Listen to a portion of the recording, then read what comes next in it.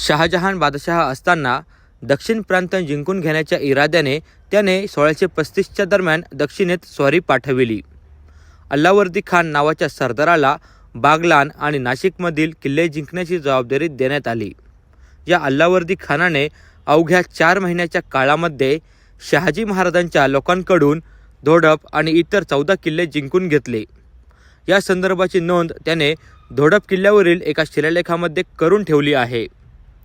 पुढे जाऊन छत्रपती संभाजी महाराजांच्या काळामध्ये औरंगजेबाने जेव्हा दक्षिणेवरती स्वारी केली तेव्हा सर्वप्रथम त्याने रामशेजवरती हल्ला चढविला. रामशेज एका छोटा किल्ला आहे, मात्र संभाजी महाराजांच्या मावळ्यांनी रामशेज किल्ला बलाढ्य मोगली सेनेसमोर जवळपास 5.5 वर्ष झुंजवला. छत्रपती शिवाजी महाराज, छत्रपती संभाजी महाराज यांनी मराठी माणसामध्ये जी चेतना जागविली होती त्याचमुळे मराठे प्राणपणाने लढत होते.